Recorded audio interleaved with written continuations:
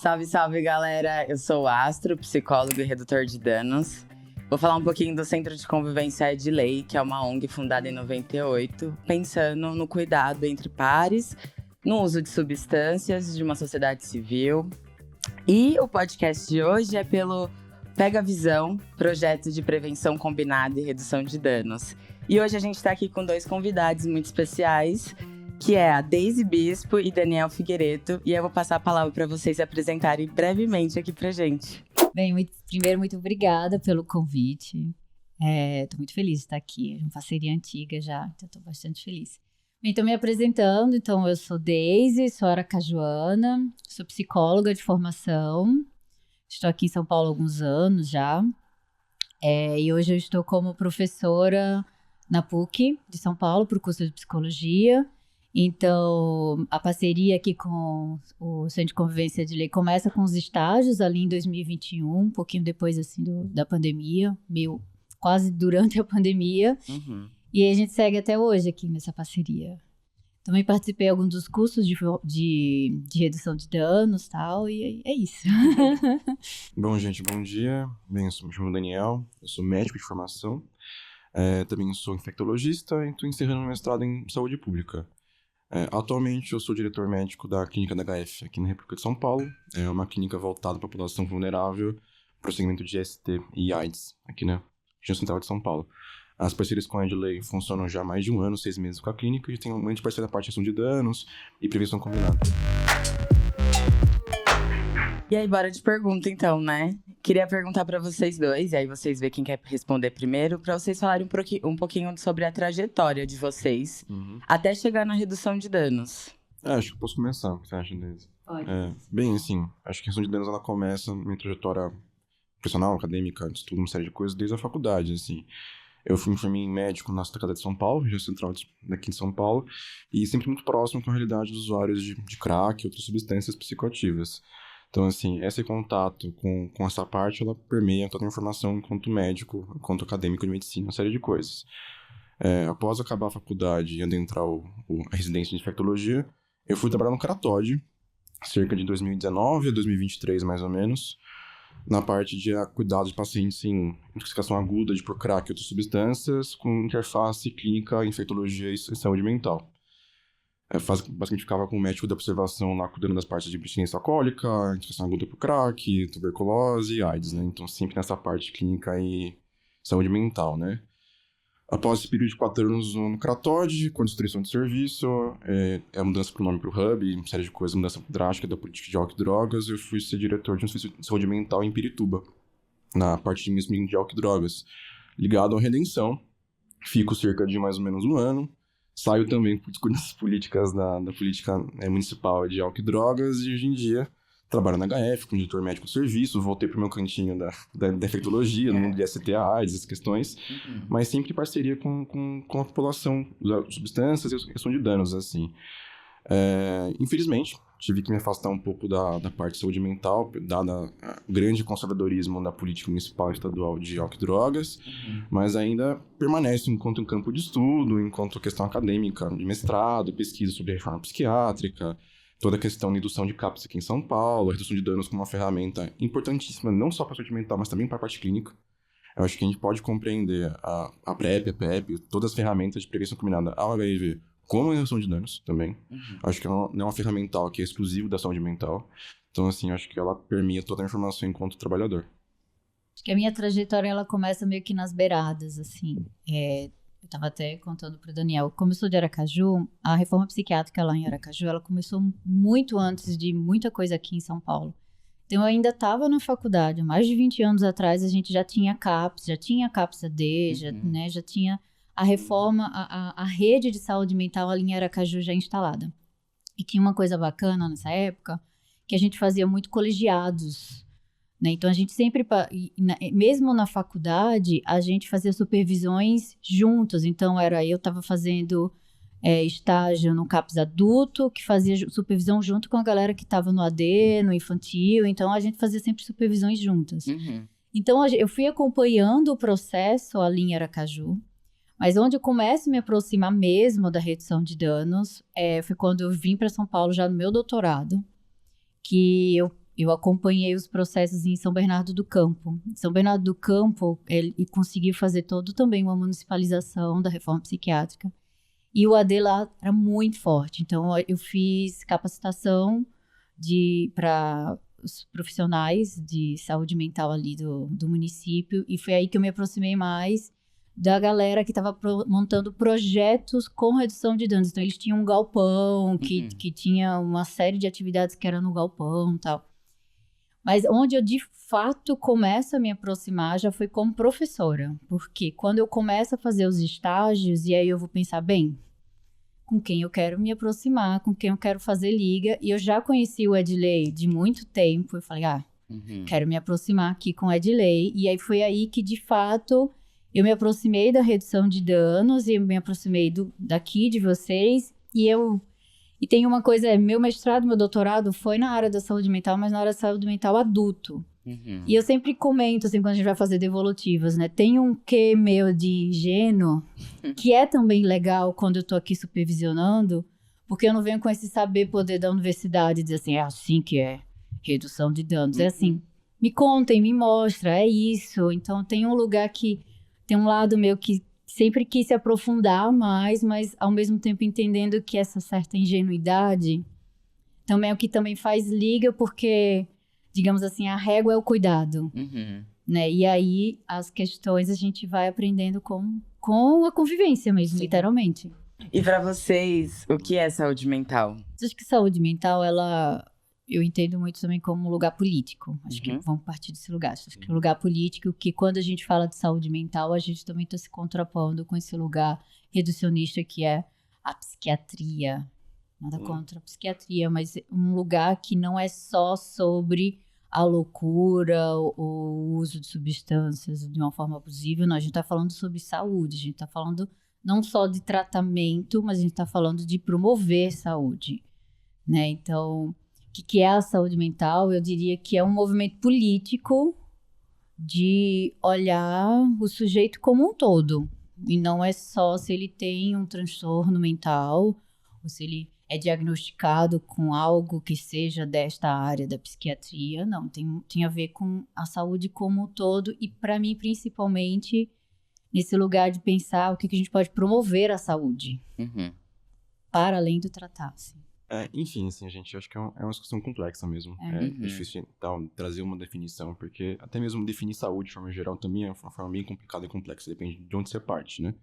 Se você parte de um viés institucional, se você parte de um viés crítico-político, se você parte de um viés conservador, você vai ter uma série de definições tanto distintas de saúde, assim.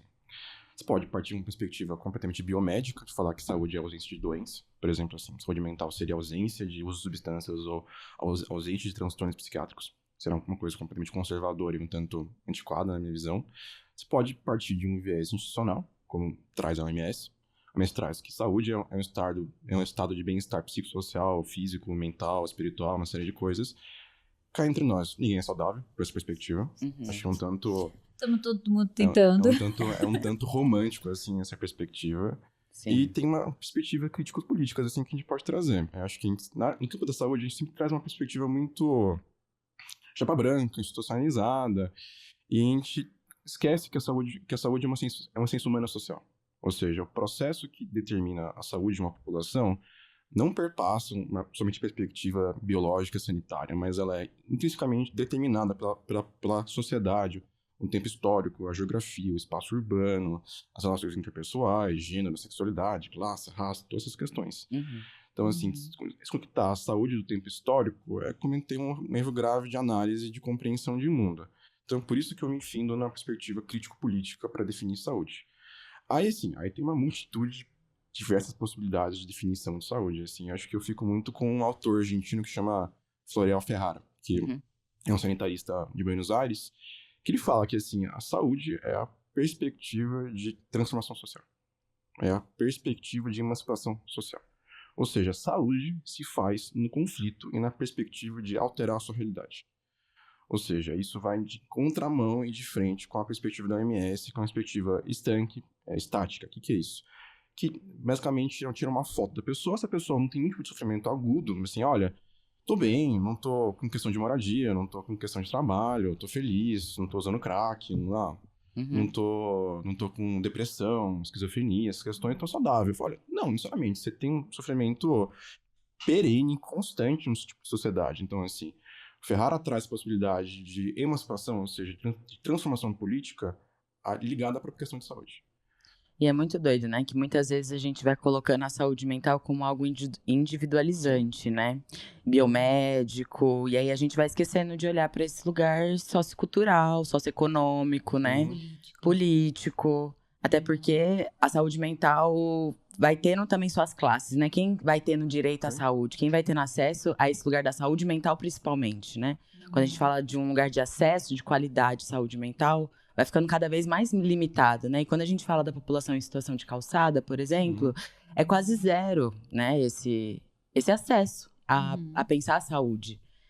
Então, essa saúde do jeito institucionalizada como ela é, né? Porque assim, a calçada também produz pontos de saúde, se a gente pode falar assim, mas que muitas vezes não é o Estado que está ali provendo. Né? Que é quando a gente vai falando sobre esse lugar de promover a saúde de dentro para fora, né? Isso. Que é isso. Como o Estado não vem atuar, a gente vai atuando a partir daqui com a gente. E aí isso também, não à toa que aí também nasce a redução de danos, né? Que é a partir desse cuidado entre a gente vai fazendo a política de redução de danos, por exemplo, né? Que é a partir de nós para nós e tem todo esse lema. Um pouco no Brasil também, assim, a reforma sanitária que dá origem ao SUS, a reforma psiquiátrica, elas não são muitas políticas do Estado. A gente tem a impressão, quando a gente vê o SUS, a RAPS, assim, como um todo, parece que ela caiu, assim, de um raio e um céu azul, assim. Ela veio do nada, um belo dia, um governante maravilhoso e benfeitor, fala, você aqui assinar a lei orgânica do SUS, a lei da reforma psiquiátrica, eu vou desmontar manicômio porque eu quero. Não. Foi tudo muito político, intenso, muito ligado à parte da sociedade civil e popular, né, reforma psiquiátrica, que deu origem mesmo à luta usuário, família, trabalhadores, está todo mundo no processo de constituição do SUS e da RAPS. E reforma psiquiátrica. E aí vem a importância do movimento social, né? Exato. O quanto isso teve potência pra gente. Isso tem potência. Eu acho que quando a gente pensa saúde mental, assim, saúde e saúde mental focando, assim, não dá pra gente pensar saúde mental sem movimento social. Bom. E assim, aí você compara a década de 90 com atualmente, e você consegue entender esses certos retrocessos, assim, na política, na organização social da parte da luta contra a gente não comia uma série de coisas. A gente estava bem mais organizado na década de 90, a gente teve uma série de avanços no Brasil afora, na América Latina, e todo esse retrocesso, em boa parte, é porque o movimento psiquiátrico, da reforma psiquiátrica antimanicômio, ele se institucionalizou e se adensou dentro do Estado. E isso te ingessa de uma atuação política e torna a saúde uma questão institucionalizada. Você perde o componente político. Sim. E acho que aproveitando todo esse gancho que a gente rodou aqui, é pensar o que a redução de danos tem a ver com a saúde mental, né? E como a gente pode unir esses dois assuntos. A gente foi, nas apresentações, a gente já foi um tanto dizendo, né? Assim, quando, por exemplo, eu falo, tem uma certa ingenuidade minha acadêmica, né? Nesse lugar de pesquisa e tal, que não adentra o tema da redução de danos, mas tem uma régua que é o cuidado. Então, quando a gente está pensando em promover saúde nesse lugar, né, político, emancipatório, os movimentos sociais, a redução de danos, ela está no entre da coisa, né? Que é a gente pensar como é que a gente pode existir nesse mundo com as nossas escolhas e minimamente tentar reduzir qualquer risco sobre as nossas escolhas também. Né? Então tem um lugar que eu acho que quando a gente está aqui também se apresentando o que tem a ver saúde mental com redução de danos, ela é atravessador, assim, no processo. Assim, eu acho que pra mim é um tanto conflitante, assim, uma coisa com a outra. Acho que elas caminham juntas, mas elas trazem um certo conflito. Acho que a gente pode utilizar desse jeito, assim. Acho que trabalhar com redução de danos é chegar a um tipo de realidade, um tipo um tanto cruel, assim, de entender que as pessoas são profundamente desiguais. Por exemplo, assim, quando a gente analisar os dados dos usuários de crack em São Paulo, na Cracolândia, no Central de São Paulo, você vê que, assim, as pessoas, elas não usam crack e vão parar na rua, elas vão pra rua e são empurradas ao crack. O crack entra aí com uma maneira de sobrevivência. Tem uma frase, acho que interessante, assim, né, do Marx, que ele fala sobre isso, né, que a religião é o ópio do povo, né, só que ninguém fala a frase seguinte, né, é o suspiro da criatura oprimida. Então, quando a gente vai analisar a redução de danos e os substâncias neste contexto a situação social brasileira é tão desigual, tão profundamente perversa, que algumas pessoas em estado de marginalização, desumanização, são empurradas a essa realidade tão da calçada, da rua, das substâncias, que o crack entra como se fosse um alento. Então eu falo, o ópio do povo, na verdade. Então, assim, a substância Álcool também. O álcool também. Todas as substâncias, a própria religião, de certa maneira, ela entra como um suspiro de uma criatura oprimida. Ou seja, para manter uma realidade tão dura e tão perversa, as pessoas precisam de algo que faça sentido para elas. E muitas vezes entram nesse contexto de uso muito intenso, situações sociais calamitosas e por aí vai. Então, assim, a redução de danos é chegar a essa realidade e falar assim, a saúde por si só, ela não consegue resolver todas as situações. Você pode criar um CAPS por esquina que você não vai resolver a situação. Então, assim, trabalhar com isso é um tanto dolorido, assim, conflitante. Fala, olha, beleza, o que dá para fazer aqui agora? O que eu consigo trabalhar com essa realidade do qual eu não consigo resolver por conta própria, com psicólogo, médico, reforma psiquiátrica, seja o que for. Está muito ligado à nossa formação social enquanto brasileiro, enquanto país. E como que eu consigo prover uma assistência e um cuidado que não a retire de uma condição de indivíduo, de humano. Ou seja, trabalhar com o que tem, com as possibilidades. Que trabalhe com perspectiva não violenta. Então, assim, tem todo esse movimento conflitante, difícil de ser lidado. Então, assim, é polêmico. É difícil, não é fácil. Você não tem um manual de como trabalhar isso no cotidiano. Até porque cada sujeito é um sujeito. Sim. Cada sujeito vai demandar uma estratégia. E eu acho que quando a gente fala que assim, é conflitante, mas quando a gente pensa a redução de danos como um ponto de cuidado, é justamente isso, porque cada pessoa vai exigir uma estratégia diferente de cuidado. E aí eu acho que se a gente faz esse corte que a redução de danos é escutar o outro e pensar, tá, então, a partir dos seus desejos, das suas condições, do que é possível, o que não é possível, o que a gente pode tentar fazer. E sim, assim, o trabalho na redução de danos, na saúde mental, ele exige um certo, como é que eu posso dizer, uma habilidade de lidar com a sensação de fracasso o tempo inteiro, assim, que a gente sempre fala de dar um passinho para frente para dar 10 para trás. A gente dá um passinho para frente para dar 10 para trás. E é assim que a gente vai também trabalhando. A vida é complexa também, né? E um lugar de angústia, né? E um lugar de angústia. É isso, né? Quando eu vou atuando, por exemplo, nas ruas, eu vou sentindo muito esse lugar de enxugar gelo. Porque é um trabalho do Estado, né? Igual você comentou, sobre ser um lugar socioeconômico brasileiro, quanto tá sendo difícil tudo. E aí, de repente, a gente vai tentando essas estratégias para refrigerar ali aquele momento, ou pensar possibilidades de curto prazo, muitas vezes, né?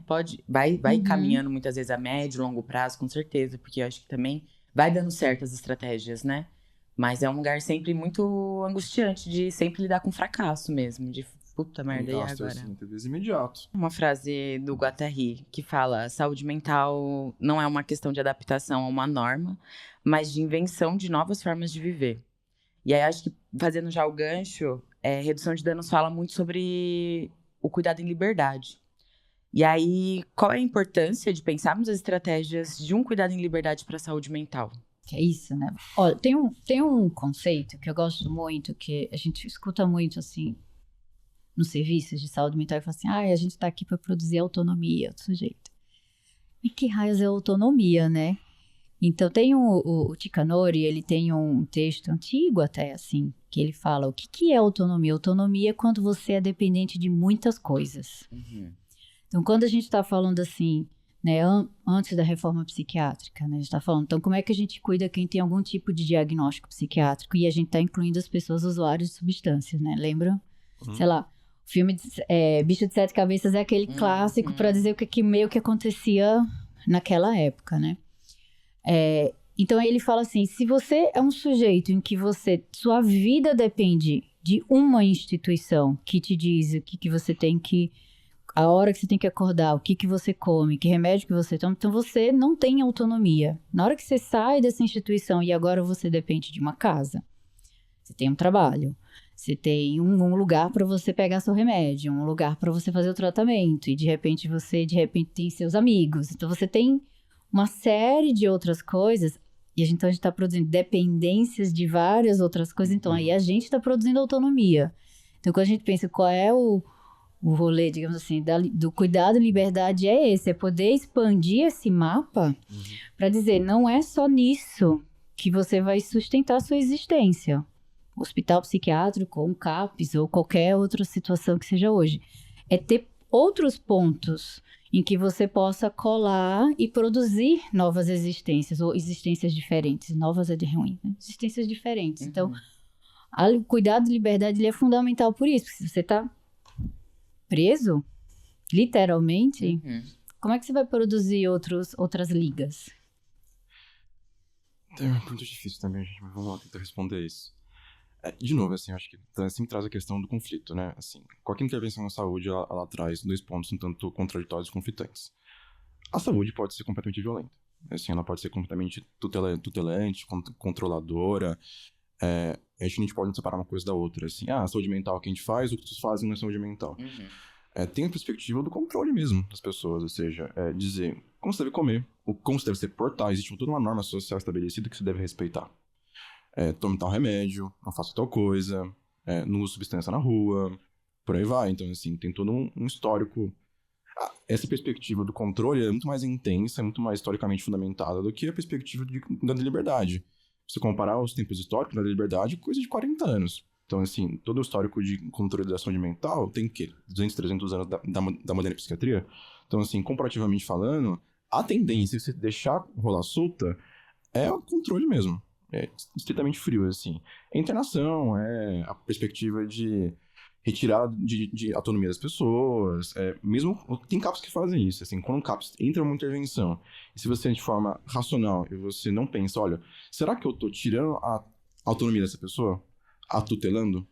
Aí você vem aqui, você não tem agência, você não tem escolha, você não tem autonomia. Você vai se portar de tal maneira, você vai fazer tal grupo, você vai vir aqui em tal horário, você vai tomar tal remédio. Ou seja, você está imputando uma norma em qual a pessoa ela perde escolhas e autonomia.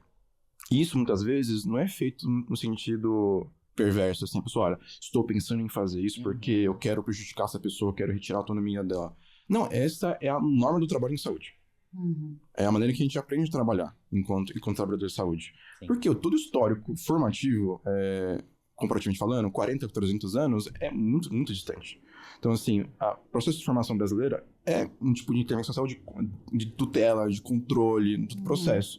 Então, requer um tipo de esforço que ele é muito complicado de ser ensinado e trabalhar com isso. Por isso que a gente tem essa dificuldade de nomear o que é redução de danos, o que é cuidado em liberdade, o que é autonomia, porque, assim, é uma coisa que engatinha ainda, historicamente.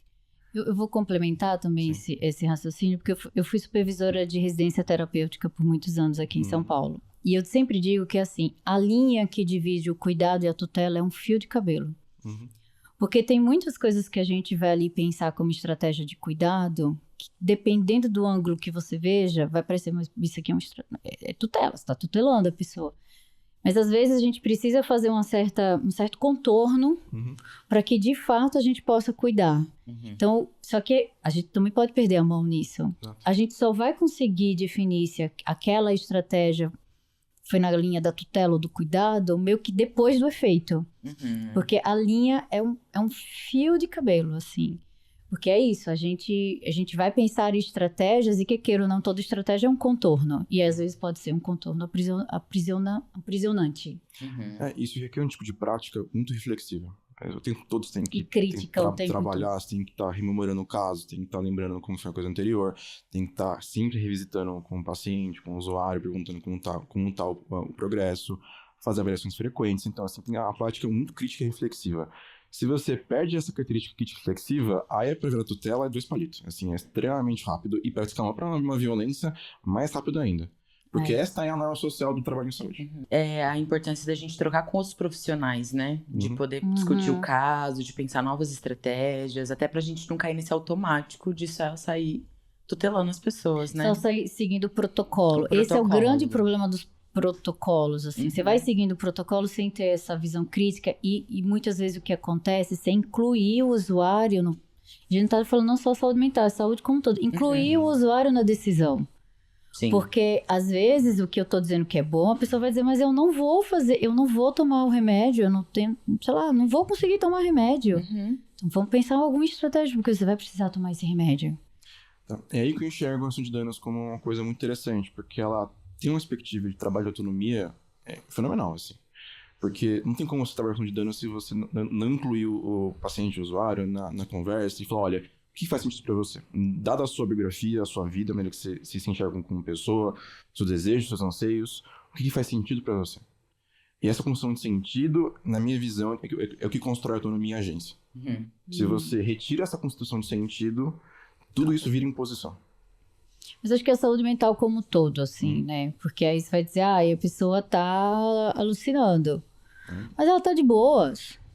O problema dela não é esse. O problema dela é que ela não consegue dormir. Então, por que eu vou, né? Então, esse balizamento no cuidado, ele é importante. Aí entra outro problema, né? Que é a compreensão da pessoa que vive com transtorno psiquiátrico com a pessoa que não tem desejo e vontade e agência.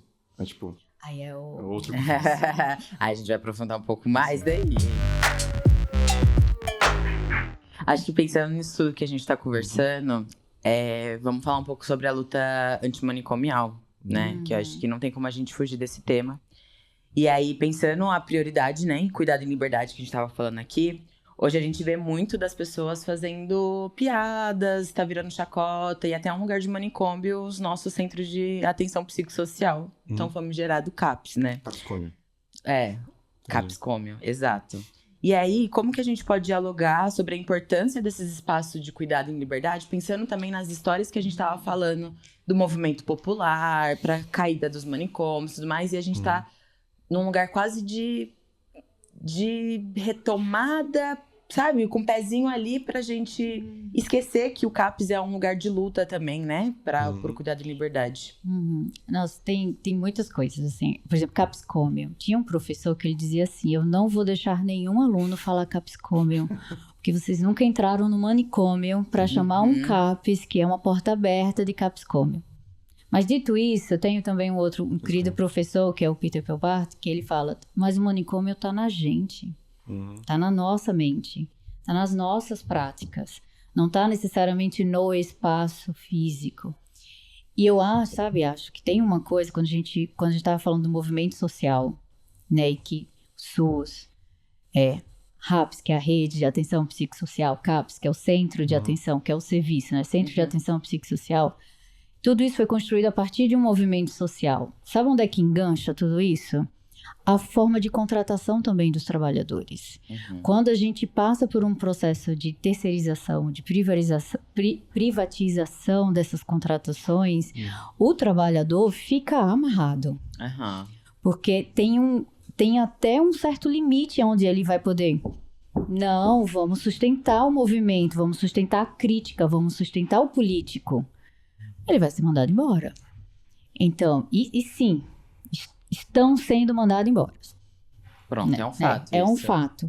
Então, quando a gente fala a importância, eu acho que também tem uma outra coisa que eu vejo enquanto professora, principalmente, que é muito diferente quando eu estava estagiando e estava a efervescência do movimento social dentro dos CAPs, para hoje uma galera que não viveu esse movimento de saída dos hospitais psiquiátricos.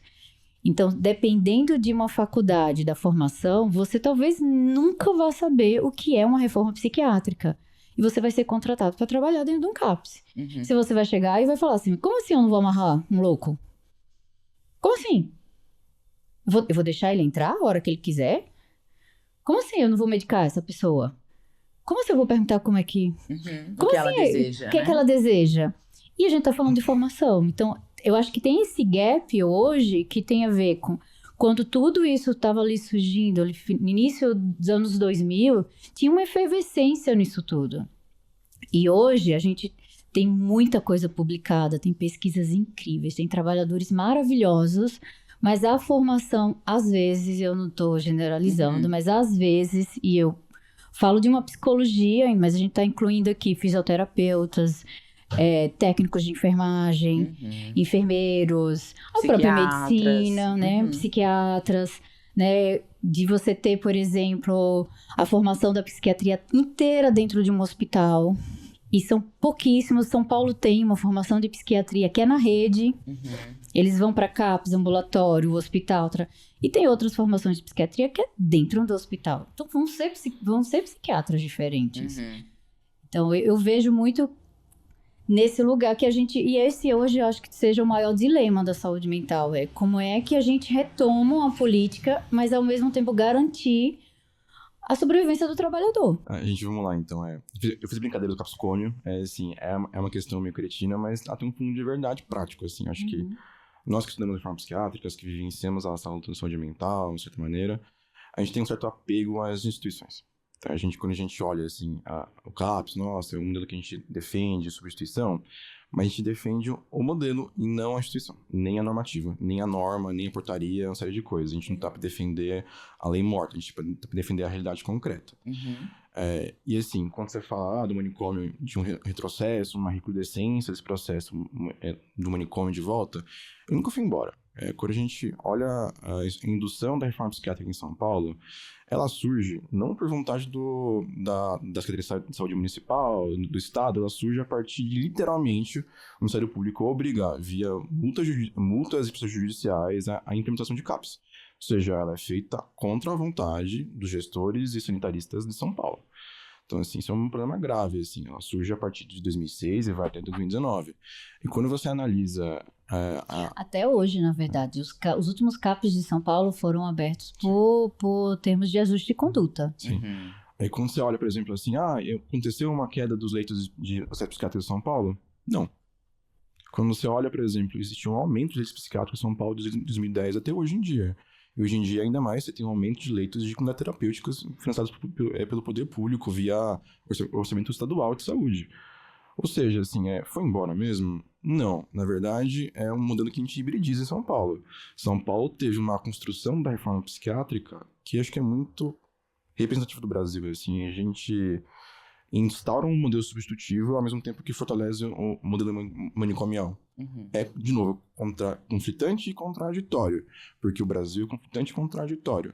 Essa demanda de controle da população, os usuários de substâncias e dos loucos, nunca parou de existir. Aí tem essa perspectiva, assim, mista, assim, sempre foi. Então, sempre teve internação psiquiátrica em São Paulo. Você tem uma série de hospitais psiquiátricos no estado de São Paulo e no Espírito de São Paulo que permanecem muito vivos ainda, em uma perspectiva muito alienante e do manicômio mesmo, assim. E a gente tá voltando a uma perspectiva manicômio que é, engraçadamente, pré-biomédica. Ou seja, as comunidades terapêuticas nem tem médico e psicólogo. Então, assim, elas estão num estágio quase que histórico anterior à perspectiva moderna da psiquiatria. Então, ou seja, que muitas vezes ainda mais perverso, ainda mais com violação de direito humano, todas essas questões. E a gente olha hoje em dia a estrutura dos CAPs de São Paulo. Então, beleza, esses programas do Estado hibridiza, mas vamos olhar mesmo a RAPS hoje em dia como que ela está dada. Completamente terceirizada, privatizada, setorializada por regiões via agências sociais de saúde que atuam numa perspectiva muitas vezes contrária à reforma psiquiátrica. Você tem criações de instrumentos, como o CAPS 4, Redenção, que tem o nome de CAPS, mas atua numa perspectiva completamente alheia à reforma psiquiátrica, ou seja, a gente tem um apego a um nome, mas não ao modelo de substituição e ao modelo de reforma psiquiátrica. Então, assim, quando a gente fala CAPS Comium, que eu brinquei com isso, é a realidade concreta. Se a gente deixar rolar a questão e não trazer a questão político-crítica, a tendência é que o CAPS replica o modelo de manicômio. Ou seja, o que mais tem é CAPS aqui em São Paulo com usuário em acolhida por 1 semana, 2 semanas, 3 semanas, assim, com uma acolhida hiper estendida. Qual que é a portaria normativa disso, assim, nesse sentido? Qual a diferença prática de um controle de um manicômio, de uma separação alienante da pessoa da sociedade, uma instituição de saúde que a tutela completamente? A gente está convivendo com esses modelos constantemente. E tem um lugar também que tá sendo, tipo, passa no CAPS pra daí ir pra comunidade, pra daí ir pro serviço de longa permanência. E aí tá fazendo, né? É o fluxo, né? Que eles vão falando. É o fluxo pra... O fluxograma do... E é muito interessante quando você começa a pensar o desenho das portarias e o tempo das portarias. Então, por exemplo, até algum tempo atrás, a internação de longa permanência não existia enquanto protocolo para ser pago, né? Porque é um era procedimento. No máximo 15 dias também, né? Era um procedimento. Não, em hospital, CAPS, qualquer um, não existia internação de longa permanência. E foi recente agora, não vou lembrar agora, 2021, que a portaria veio e colocou o procedimento. Então, assim, o SUS está pagando para internação de longa permanência. Eu trabalhei num lugar 1 semana. Não sei nem se posso falar se fui trabalhador daquele lugar, né? Porque durei 1 semana ali. E era um CAPS. E aí, em cima desse CAPS, estavam abrindo esse serviço, que era desse novo projeto de serviço de longa permanência. E aí, eles estavam tirando alguns leitos do CAPS para subir E aí, enquanto não tava pronto lá, essas pessoas estavam ficando ali dentro do CAPS. E isso foi me aterrorizando, assim, né? Até porque eu vim de um lugar um pouco acadêmico, né? No início eu fiz um TCC sobre CAPS, e aí quando eu entrei nisso eu fiquei, meu Deus, é assim, então eu não quero eu isso acho pra mim. importante dizer que é uma realidade muito de São Paulo também. Não posso falar dos outros estados, assim, o máximo que eu tenho de conhecimento é de Aracaju, porque, né, minha rede afetiva tá lá. Mas o que eu percebo no movimento aqui no Brasil é muito interessante, porque quando eu fui fazer a montagem da última residência terapêutica que eu trabalhei, eu visitei os hospitais psiquiátricos. E muitos deles já não estavam mais internando esquizofrênicos, bipolares ou qualquer desses transtornos clássicos do louco. As alas estavam sendo montadas para a galera de uso de substância. Assim, então, eles estavam se retirando todo mundo que estava ali, não vou falar um hospital específico, mas estava tirando todo mundo e ele estava sendo reformado para receber a galera, né, do fluxo, da Cracolândia. E, claramente, a diretora me apresentando isso como se fosse assim, revolucionário. E aí você faz ui, é isso que tá virando. É isso que tá virando. Assim, de novo, a gente não pode tirar isso no nosso processo histórico brasileiro. Assim, por exemplo, acho que a gente hibridiza desde o começo e vai se hibridizar enquanto o Brasil existe dentro desse modelo econômico e social. O que vai definir o que é mais liberdade, mais repressivo, mais regressivo, é o tempo histórico. A gente viu uma onda conservadora, uma onda de fascistização permanente no Brasil, desde 2016 em diante. São Paulo é a ponta de lança desse processo no Brasil.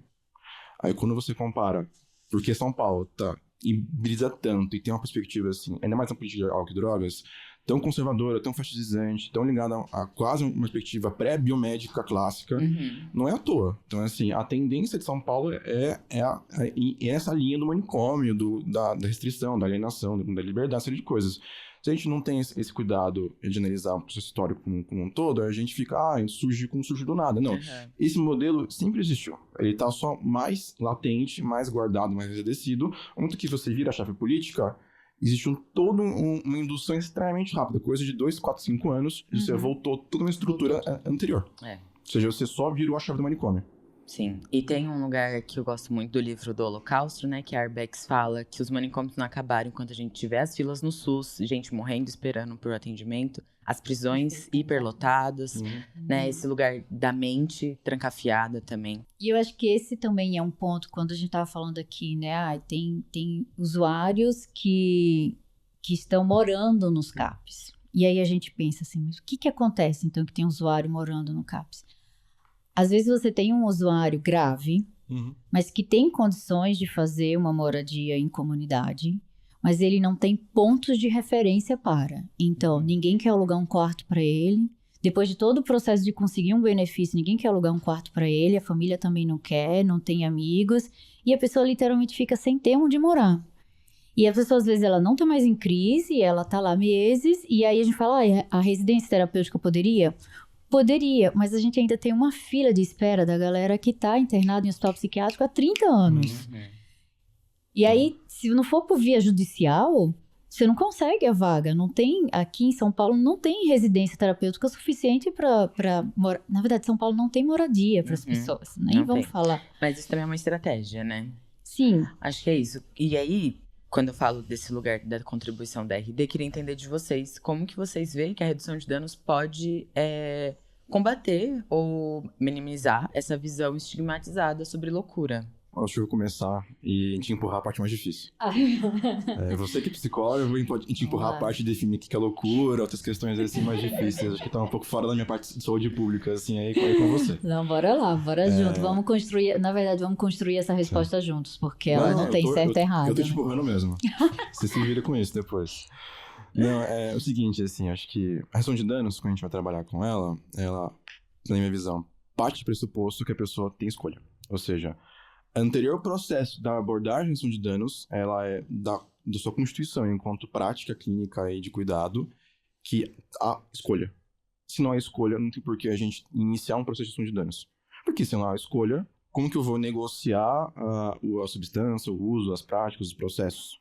Então, assim, é uma condição anterior. É uma condição tipo, que a gente chama de meio que um axioma, uma questão própria da ação de danos, é constitutiva da ação de danos a escolha e a agência e a liberdade.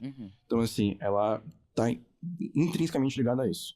Se é uma prática que ela promove a agência e promove a escolha, intensifica os processos de não da tutela, do repertório social, do repertório cultural, do repertório de seus pares, como que você pode criar redes de suporte, redes de apoio, como que você pode se compreender enquanto indivíduo nas suas relações com a substância, com o meio que você está envolvido, com a sua cultura, com a sua biografia, com a sua história, ela intrinsecamente pressupõe escolha. Então, para mim, isso é muito interessante porque tem uma questão de ida e volta.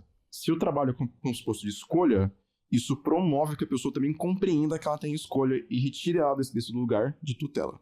Que a tutela também é uma via de mão dupla. Eu te tutelo, mas também, ao ser tutelado, você se enxerga enquanto incapaz e necessidade de tutela de vítima nesse processo. Então, nesse processo de instaurar a escolha e como campo básico da comunicação e do processo de cuidado e da prática clínica, te promove também a compreensão, não, eu tenho escolha, eu posso escolher, eu não estou nessa posição de tutela. Então, assim, tem uma relação dupla, que eu acho que é um tanto muito rica e interessantíssimo de trabalhar isso no currículo clínico terapêutico. Eu porque estava pensando algumas coisas. Acho que a primeira, assim, o que a gente também está chamando de loucura, né? Que a gente riu aqui, mas É sério. É sério, porque também tem uma coisa que quando a gente faz uso de qualquer substância, a gente também quer se aproximar um pouco da loucura, né? Desse lugar de, tipo, perder o controle de si num lugar, inclusive, do prazer. Então, que loucura a gente está falando, né? A gente está falando o quê? Da pessoa que tem um diagnóstico de esquizofrenia, que é o psicótico clássico, ou a gente está falando, né, o que seria aqui o nosso escopo, usuário que faz um uso abusivo de substância, né? E uma outra coisa, eu estava aqui pensando, o que a RD pode contribuir para quebrar esse estigma? Eu estava aqui lembrando muito os espaços de convivência que vocês têm feito fora daqui do Edilei, inclusive, né? Eu acompanhei o do teatro, o do Museu da Língua Portuguesa, e o quanto esses espaços de convivência e espaços de convivência que tem arte e cultura, para mim, o que eu posso dizer? Acho que é o pulo do gato. É o pulo do gato. É o pulo do gato, porque quando a gente faz o ato da luta antimanicomial todo 18 de maio, fechando a Avenida Paulista, é isso, assim, né? Falar, sim, somos loucos. Estamos na rua. Independente de qual grau de loucura estamos na rua. Então, as convivências que vocês vão fazendo fora aqui também, do espaço da sede do Edilei, elas são muito importantes também para isso. É isso, eu tô aqui, de repente, tá acontecendo alguma coisa ali, tá rolando o pagode na lata, por exemplo, né? Então, assim, tá rolando alguma coisa, peraí, deixa eu ver, que legal isso aqui, tá? Nossa, é a galera da Cracolândia que tá tocando. Faz uma virada, assim, porque o que a mídia vai mostrar... É um lugar estigmatizante. Exato, é um lugar de que, assim, tá louco, chama a camisa de força. Gente, camisa de força a gente já não usa mais. Mas quase, né? Porque é isso, nessa nova política que a gente tá agora de droga, por exemplo, que tem... Ou você vai preso, ou você vai pra internação, você só tem uma escolha, né? Ou você é preso, ou você é preso. Ou você é preso, ou você é preso. E aí, quem dita também esse lugar da loucura... esses lugares medicalizantes, quadrados, que a gente estava comentando anteriormente, né? E aí eles vão falando, ó, você é louca o suficiente pra ir ser internado, pra ser preso, sabe? E olha como é perverso isso, porque é uma pessoa que está em situação de rua, às vezes ser internado num enquadre desse é um respiro. Você tem cama, você tá aquecido, tem comida... Né? É um respiro. E olha que perversidade que a gente também tá fazendo, né? Muito. Desse lugar de ou você é preso ou você é internado, a pessoa não tem opção. Eu vou internado e ele vai pra internação, pior internação que possa ser, ainda ser uma cama e um cobertor que ela vai dormir. Eu escuto bastante de gente que vai usando as comunidades, por exemplo, como uma estratégia de autocuidado, assim. De autocuidado. De ficar, eu fiquei 3 meses lá para mim conseguir comer, tomar banho, ia vir frio, ia vir temporada de frio, fiquei sabendo, então começa a chuva, o frio, é uma estratégia de cuidado. Doido, quem tá no fluxo escuta muito isso, né? Tanto que não é infrequente, nos espaço de 2, 3 anos, as pessoas internaram 5, 6 vezes. Exato. É muito triste isso, né? Porque não vai dando outras possibilidades de fazer o cuidado, por exemplo, né?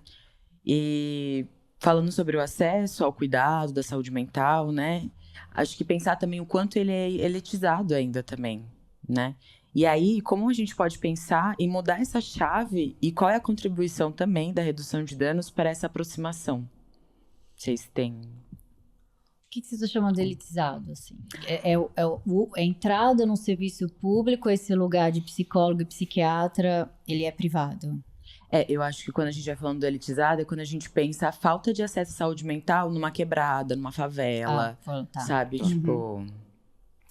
Eu acho que assim, quando a gente vai discutir saúde mental, as pessoas e a sociedade como um todo ainda interpretam ela como uma perspectiva individual. Ou seja, é você que sofre enquanto pessoa e enquanto questão própria.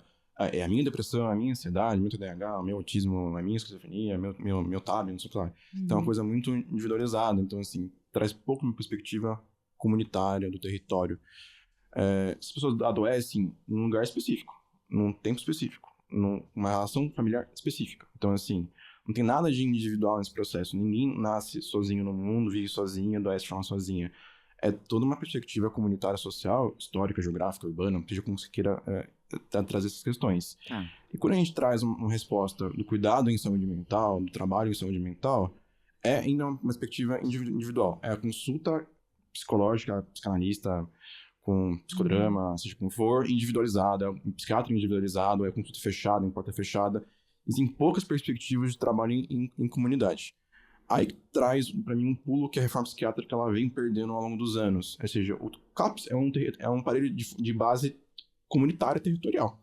Seria um aparelho que entende aquele território e trabalha essas perspectivas específicas do território da comunidade, do tempo histórico, das suas inserções sociais, uma série de coisas. Isso não entra nas portarias, isso não entra nas metas de atendimento, isso não entra na prática clínica dos trabalhadores do serviço. Então, assim, se ignora todo esse processo enriquecedor do território, de compreender como aquele território pode ser usado de maneira coletiva para superar esses problemas individuais e trazer um conteúdo de comunidade coletivo para o seu adoecimento, se esquece desse processo. E assim, o que a RD pode contribuir para isso? Acho que assim, a RD como uma ferramenta de expansão de repertório. O que a gente pode dizer isso? Não tem como você fazer gestão de danos se você não analisar enquanto a pessoa vive, mora, trabalha, tem lazer, se comunica, transa, faz sexo, se relaciona com o mundo. Então, assim, você tem que compreender como que ela orbita naquele lugar, com quem ela se relaciona, como ela trabalha, como ela vive, como ela mora. Quando ela não mora, não vive, não trabalha. Tem várias perspectivas. Sim. Aí você vai, a partir dessas relações do território da comunidade, expandir um repertório. Pode ser via cultura, pode ser via trabalho, pode ser via lastro familiar, pode ser via amigos, pode ser via gênero, sexualidade. Como que a gente consegue expandir esse repertório e utilizar a comunidade e o coletivo para superar um problema que a gente interpreta como se fosse de ordem individual. Então, assim, a saúde, ela tende a individualizar os problemas, como se fosse uma questão uma biografia única sua, como se fosse um problema individual, específico, não replicável para outras pessoas, e a gente não pode aprender outras perspectivas. Então, assim, eu acho que a RD traz uma perspectiva muito cara para mim e para a reforma psiquiátrica, trabalho em território, trabalho em comunidade e compreensão do coletivo com um processo de cuidado. Eu vou ampliar a resposta dele, porque tem uma coisa que é assim, onde é que talvez seja a estratégia mais potente que a gente possa pensar de RD ou de saúde mental no território, as unidades básicas de saúde. Tem uma coisa que é assim, é impressionante aqui no Brasil, assim, quando a gente pensa em SUS, o quanto capilarizado são as unidades básicas de saúde. Por exemplo, eu trabalhei muito na Zona Sul. Você vai lá no Macilac, que é o último bairro de São Paulo da Zona Sul, não tem quase nada do estado, mas tem uma UBS. Tem a CS, tem a UBS. Tem a CS, tem o UBS. Então, essa estratégia é a estratégia mais potente para a gente poder trabalhar a redução de danos. Porque, de fato, o cara que está lá no Macilac, para ele vir para o CAPS, que é, sei lá, já vai ser quase Capela do Socorro, quem conhece o mapa de São Paulo, eu tô falando que é pontinha, assim, que é muito longe. O cara não vai. Mas ali no postinho, famoso postinho, se os trabalhadores têm uma formação de redução de danos, uma formação de saúde mental, isso aqui pode tentar capilarizar esse cuidado que é territorial. Sim. Ele precisa ser territorial. Então, a gente tem essa potência aqui no Brasil, que são as unidades básicas de saúde, o famoso postinho, E que eles podem ser pontos de promoção de cuidado e também de tratamento quando for o caso também. A gente tem sempre? Nem sempre a gente tem, porque também a gente está atravessando a questão da formação dos trabalhadores. Nem só, eu acho que tem a sua formação também, a gente tem uma questão também mesmo da sociedade como um todo, assim. O louco, o usuário, o drogado, o cracudo, ou seja, como a gente vai trabalhar com a nomenclatura que a gente quiser usar, ele é dado como um indivíduo que ele tem que ser empurrado da acessibilidade. Ou seja, ele tem que ser excluído do território, da comunidade, do coletivo, ele tem que ser individualizado. Ou seja, ele tem que ir para ser internado, ele tem que ir para um CAPS, ele não pode acessar outra rede, ele é da saúde mental. Ele é da saúde mental. É o chiqueirinho da saúde mental. Existe um quadrado que ele só pode ficar ali dentro. Então, assim, ele é imputado numa condição, ele é reduzido a uma condição de louco, cracudo, ou usuário de droga, ou drogado, seja, a gente não vai trabalhar com isso. Como se ele não pudesse ter pressão alta, diabetes, ou qualquer outro cuidado de saúde, né? Ao ser reduzido a essa dimensão do louco, ou seja, você tira toda a sua dimensão enquanto ser humano indivíduo, é reduzir essa condição, você não consegue trabalhar em território, porque ele não tem história. Ele é só um indivíduo maluco, louco. Então, assim, ele é jogado numa condição, esse chiqueiro da saúde mental, esse quadradinho, assim. E isso é empurrado pela própria a RAPS, empurrado pela própria APS, Atenção Primária à Saúde, empurrado pelo próprio SUS, não enquanto normativa, mas enquanto prática mesmo, ou seja, é do CAPS, tipo, jogar pro CAPS, o CAPS resolve. Mas todo mundo é da Unidade Básica de Saúde. Sim. Mas os próprios CAPs também vai empurrando, né? Eu lembro quando eu atuei dentro de alguns CAPs de álcool e outras drogas, a pessoa aparecia no CAPs adulto e aí fazia o uso ali que seja pontual sobre álcool. Pronto, você não é mais daqui, você é do AD. Do álcool e outras drogas. É o álcool e outras drogas. Aí toma, já empurra pra lá, mas né? Eu vejo isso não só com um problema da formação da rede de atenção à saúde, mas é o próprio como que a sociedade opera em contato com esses indivíduos. Eles são empurrados para fora da comunidade, para fora do território, para fora do coletivo. Então, assim, fazer esse momento de retorno, ou seja, ele ensina a comunidade, ele ensina o coletivo, tem um sentido muito pedagógico e formativo também, não só para os trabalhadores, mas para a própria comunidade como um todo. Sim. Eu vou complementar, porque também faz parte de um projeto que a gente fez aqui, né, dessa parceria PUC Centro de Convivência de Lei. A gente fez uma parceria de AT, que é atendimento terapêutico. Acompanhamento terapêutico, atendimento, acompanhamento terapêutico, em que a gente acompanhou, né, 2 estudantes, alguns, né, mas era uma dupla, acompanhavam um dos conviventes e tal. E quando a gente pensa no cuidado do território, o AT, ele é uma estratégia, assim, muito boa, porque ele vai fazer o percurso com o usuário. De né? pegar o metrô, de pegar o até metrô, o serviço. E aí, um dos conviventes que a gente acompanhou, ele tinha um problema de pressão alta e diabética muito sério. E ele dizia, mas toda vez que eu vou lá, e a gente, vamos pensar em ir na UBS e tal, mas toda vez que eu vou lá eu sou mal atendido, eu sou mal atendido, eu sou mal atendido. Eu falei, não, então vamos lá, vamos junto. Quando a gente chegou, aí tem uma estratégia, a arquitetura de São Paulo também.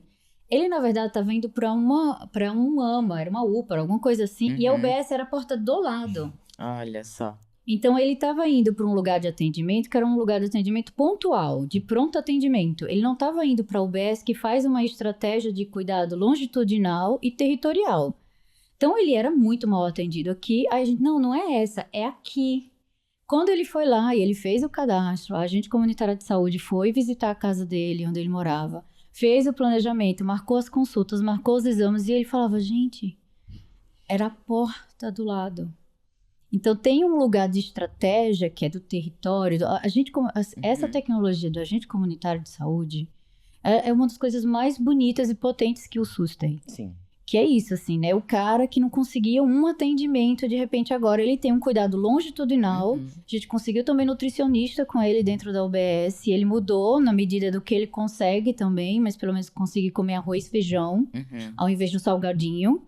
Sim. Né, para ele poder conseguir controlar a saúde dele. E a gente não tá nem falando de uso de substância. Sim. Né? Então, vai para além disso, Para né? além disso. Então, é uma boa estratégia ter. Quando eu entrei no CAPS-AD, eu era agente de redução de danos na rua, né? Então, é isso. A gente acompanhava também, começou a fazer esse lugar do AT, quase, mesmo que, né, não era especialmente nossa função ali. Mas eu e minha dupla, a gente começou a falar, não, se a gente começar a ir com as pessoas até o lugar, é um lugar também de garantir que essa pessoa seja atendida. Isso. É um lugar também de falar, ó, essa pessoa, ela tá comigo, mas ela vem sozinha, ela também tem que ser atendido igual, né? E eu lembro que a gente começou a fazer um movimento de não poupar tempo pra tirar RG.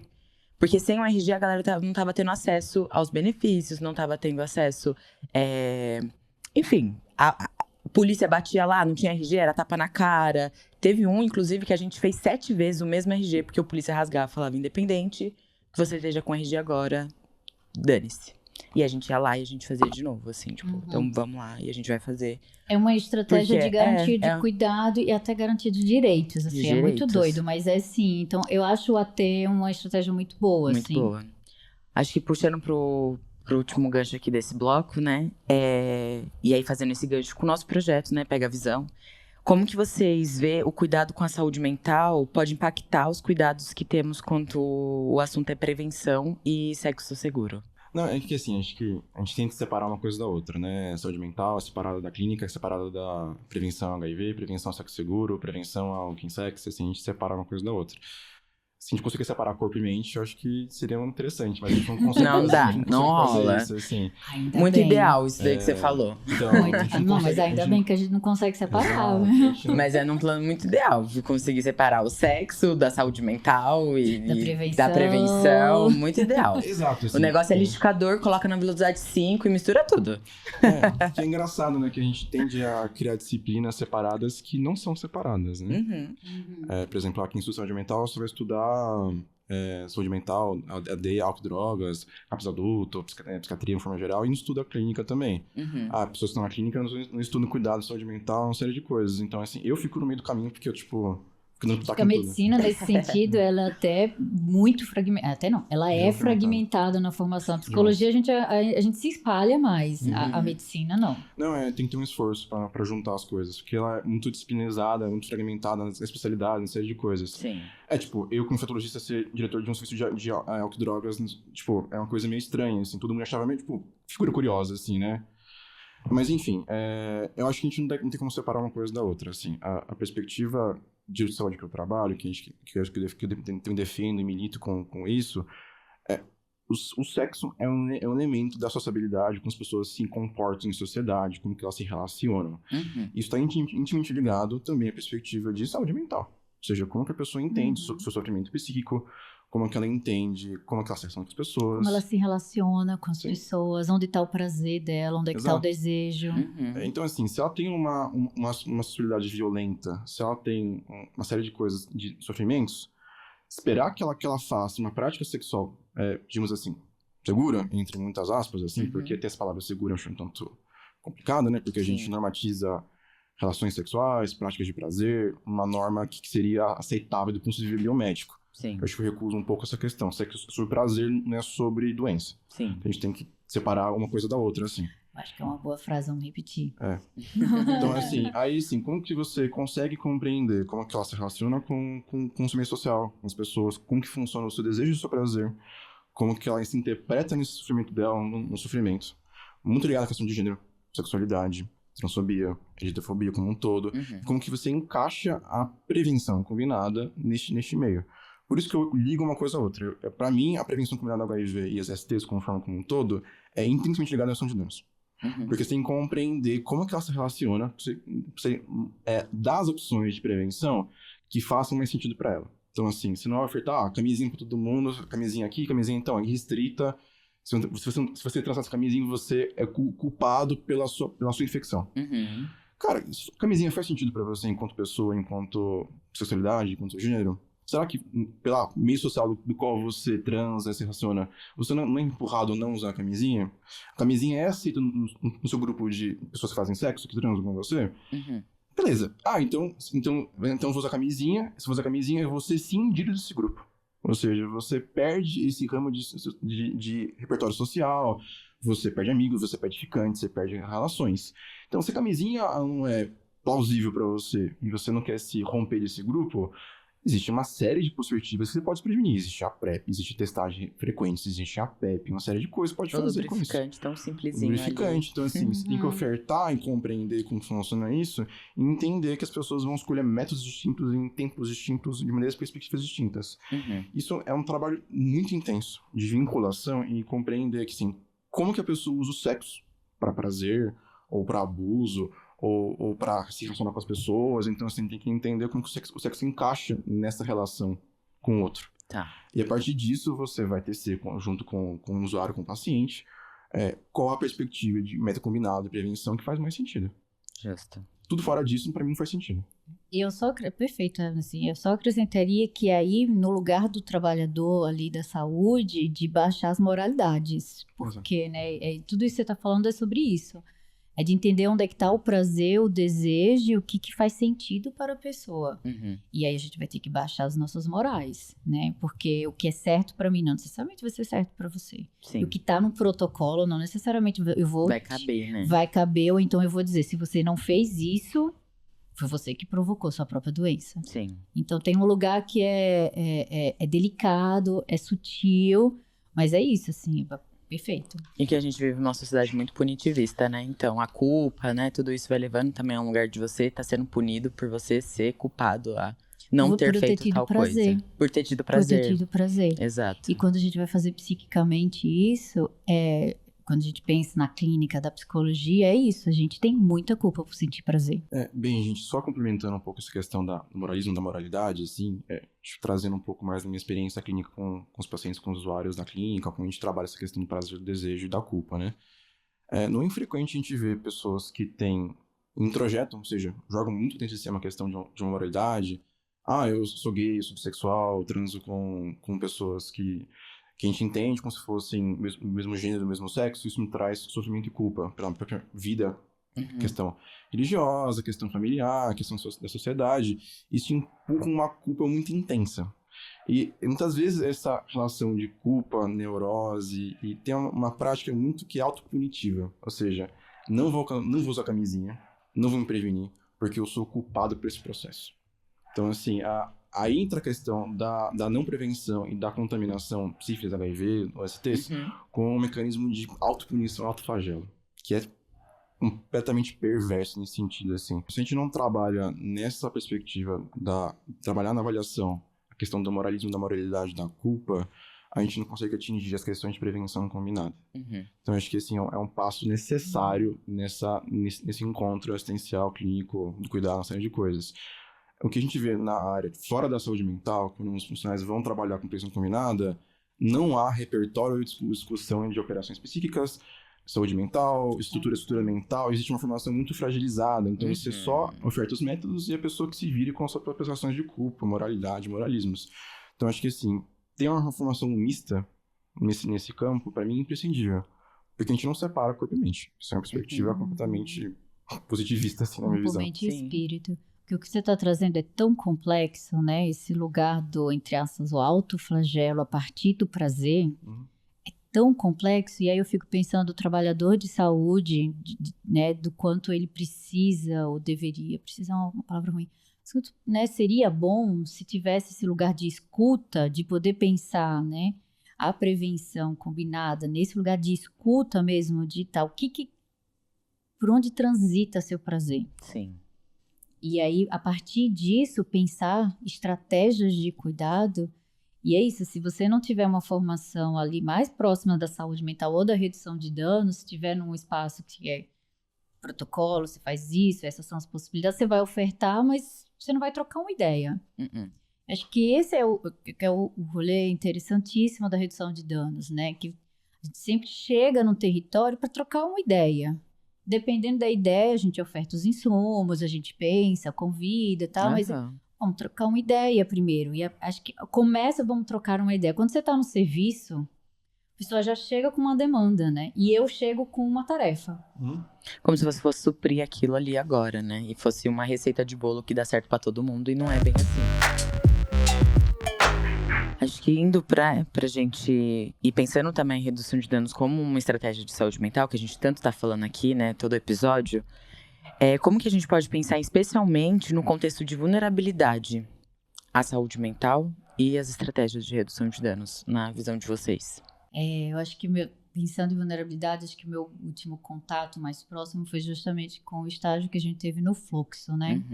Então, é tão complexo, porque para além, né, do que está acontecendo, tem, assim, tange, atravessa, impede a violência policial também.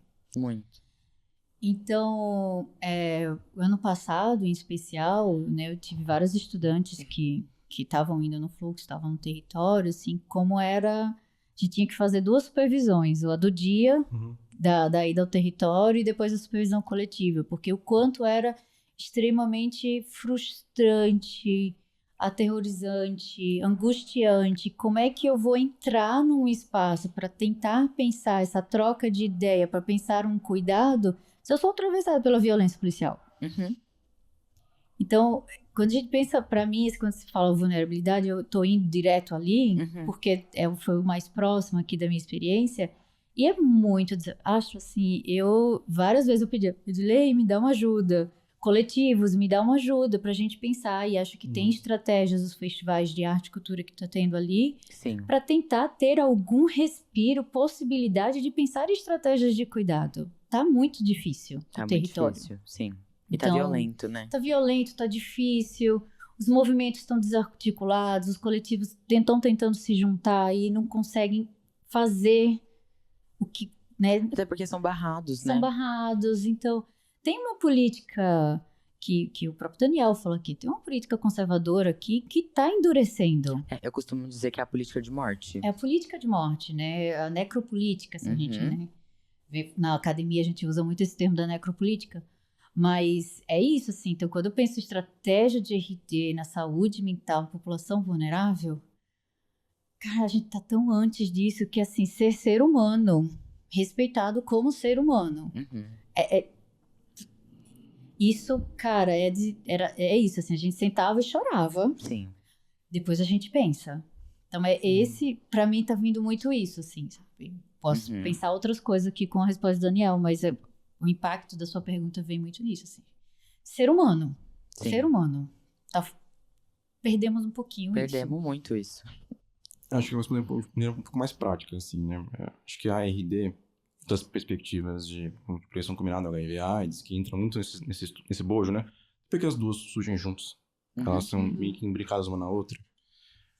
Elas são ferramentas, práticas clínicas e processos teóricos para populações vulneráveis. Porque trabalhar com agência, com escolha, com liberdade, com população vulnerável é infinitamente mais fácil. Então, assim, você tem que criar repertório, ferramenta, seja o que for, se dobrar em 5, para conseguir trabalhar agência, escolha, liberdade em populações mais marginalizadas e minorizadas. Então, assim, elas surgem nesse sentido. Para mim, a gente não tem como separar uma coisa da outra, assim. Acho que fazer uma prática de gestão de danos, uma prática de gestão de combinada fora do contexto de vulnerabilidade, eu acho que é um tanto estanque, assim, um tanto meio quadrado, um tanto fora do propósito que ela foi feita. Por exemplo, assim, eu faço gestão de danos num consultório particular, atendendo de forma individual, sem grupo terapêutico, fora de uma instituição pública de saúde, fora de uma instituição coletiva, faço uma prática individualizante. Para mim, gestão de danos, isso não é prevenção combinada. Você está trabalhando uma perspectiva extremamente individualizante. Até porque essas perspectivas surgem para responder parcialmente a problemas de origem extremamente complexos. Então, assim, eu acho que a gente não pode tirar uma coisa da outra, assim, elas vêm completamente imbricadas no mesmo processo. Quer dizer que a RD ela vai dar conta de todas as questões de natureza sociais e de saúde? Não vão dar conta. Ela, muitas vezes, saúde, moradia, segurança. É uma coisa, talvez a gente imputa uma esperança na técnica, na ferramenta e na perspectiva teórica de resolver problemas de origem sociais brasileiras de séculos, de problemas nacionais. Então a gente não pode separar uma coisa da política, da ferramenta, do processo de trabalho, do cuidado, da assistência. A gente tem que compreender a RD com uma perspectiva de avanço impressionante, assim, de prática de cuidado, mas tem também que compreender que ela tem limites claros. Sim. Que a gente pode imputar ela. Falar que ela vai resolver a vida de populações vulneráveis, não vai resolver. Ela vai dar um alento, criar um processo de cuidado, que talvez permita a pessoa ter uma volta de uma agência, de uma escolha, de uma autonomia, que ela consiga, talvez, muito complicadamente, dificilmente, sair daquela situação. Mas, assim, ainda é uma perspectiva muito individualizante, pouco coletiva. Então, assim, a gente tá o tempo todo vivendo com essa contradição. E não é à toa que a gente tem essa constante sentimento de enxugar gelo e como que a gente trabalha essa frustração no trabalho em saúde, assim. Acho que é um tanto complicado, os coletivos são muito importantes. Muito, sim. Muito, muito. Para quem está à frente do cuidado, para quem está recebendo também o cuidado. Eu ia comentar, né, que eu lembro uma vez na supervisão que a gente estava fazendo, né, do campo, né, das práticas de PRD, pra gente pensar novas possibilidades. E aí, na época, a gente tava fazendo a convivência ali no Teatro do Mungunzá. E aí, eu lembro uma vez que veio uma pessoa e falou: nossa, isso daqui parece o Harém, né? Que é esse lugar do refrigério, de poder usar um banheiro, de lavar o rosto, de poder comer, de tomar um café, de se olhar no espelho, de ter... Eu lembro também que a gente tava com a oficina com o Bruno Rico, fazendo audiovisual, e a pessoa começou a participar ali da gravação também. Então, o quanto essas pequenas estratégias, que às vezes parece ser bem pouquinho, né? Tipo, pra aquela pessoa dar um respiro naquele momento. Só dela, às vezes, sair ali do fluxo, por exemplo, né? E acessar um outro espaço. E ali dentro do Mungunzá já tem também o Tem Sentimento, que também é um coletivo de costura, e aí já conhece ali também. E o Tem Sentimento também atua ali, né, no fluxo, enfim. E aí também me veio uma outra história, assim, pensando como a gente de redução de danos mesmo, né? Como a gente vai fazendo outras saúde mental. Que veio uma pessoa e falou: olha, você não precisa me ajudar, mas se você conseguir ajudar meu cachorro, já me ajuda. E eu lembro que a gente fez uma articulação, assim, pra esse cachorro passar no veterinário popular, e deu muito certo, assim. E até hoje, assim, se a gente cola lá, ela vem e fala: olha como ele tá, não sei o quê. E o cachorro, tipo, todo bagunceiro, assim, né? Tipo, e o quanto essas estratégias que às vezes a gente não vai valorizando, e alguns profissionais, inclusive, que vai ficando num lugar bem enquadrado, né, bem biomédico, não vai valorizando isso como também saúde mental, como potência de saúde mental, como um laço de vínculo, né? Porque eu acho que não tem como a gente também falar sobre saúde mental e redução de danos se a gente não falar do afeto, se a gente não falar do vínculo, se a gente não falar do ser afetado, de quando a gente para pra chorar, é porque a gente ainda tá sentindo, né? Porque a partir do momento que a gente para de sentir também, a gente parou de ser humano ali, que aquela situação virou comum. E aí, você morreu por dentro, sabe? Tipo... E você sabe isso, quando a gente falou, sentou e chorou, então vamos pensar o que a gente pode fazer diante disso. Eu sei que junto as estudantes, junto com o coletivo, né, ali da região, pensou em levar água. Água, e no meio da distribuição de água, rolou uma roda de capoeira. E elas voltaram assim: professora, rolou uma roda de capoeira. Isso é isso, são esses respiros. Isso é o olhar da redução de danos. A gente estava fazendo redução de danos? Sim.